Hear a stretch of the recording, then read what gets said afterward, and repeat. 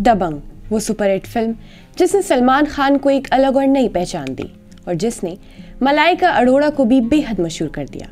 लेकिन हाल ही में किसी ने सलमान खान पर मुन्नी बदनाम गाना उनसे छीनने की बात कही है। आदाब, आप देख रहे हैं आवाज़ द वॉइस और मैं हूँ आपके साथ अमीना माजिद। बॉलीवुड एक्टर सोनू सूद ने हाल ही में एक इंटरव्यू में बड़ा खुलासा किया है। उन्होंने कहा है कि सलमान खान ने उनके आइटम सॉन्ग मुन्नी बदनाम को उनसे छीन लिया था।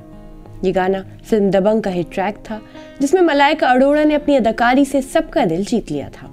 सोनू सूद, जिन्होंने फिल्म में खलनायक छेदी सिंह का किरदार निभाया था, उन्होंने बताया कि कैसे सलमान खान ने उनके लिए लिखी गई भूमिका और गाने को खुद ले लिया।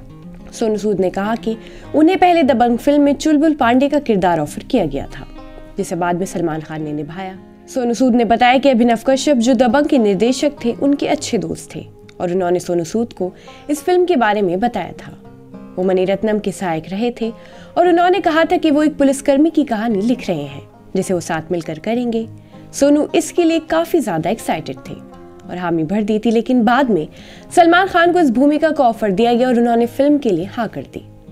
सोनू ने बताया कि इसके बाद उन्हें खलनायक छेदी सिंह का किरदार ऑफर किया गया। हालांकि शुरुआत में वो इस भूमिका को एक्सेप्ट नहीं कर रहे थे और सोनू सूद ने इस किरदार को पहले ठुकरा दिया था क्योंकि उन्हें समझ में नहीं आ रहा था, लेकिन बाद में कुछ शर्तों के साथ सोनू सूद ने इसे एक्सेप्ट कर लिया। फिल्म में एक आइटम नंबर की भी मांग की थी जिसे बाद में मुन्नी बदनाम के रूप में पेश किया गया। सोनू ने बताया कि उन्होंने अभिनव से कहा कि इस भूमिका में कुछ बदलाव किए जाएं और उन्हें फिल्म में एक आइटम नंबर चाहिए। जब फराह खान गाने पर काम कर रही थी तो सोनू सूद ने उनसे इस गाने को हिट बनाने के लिए कुछ खास स्टेप्स के बारे में बातचीत भी की थी। सोनू सूद ने भी बताया कि कुछ दिनों बाद अभिनव कश्यप उनके पास आए और एक अच्छी और बुरी खबर थी। अच्छी खबर ये थी कि ये सीन में बदलाव किया गया है, लेकिन बुरी खबर ये थी कि सलमान ने मुन्नी बदनाम गाने को ले लिया है।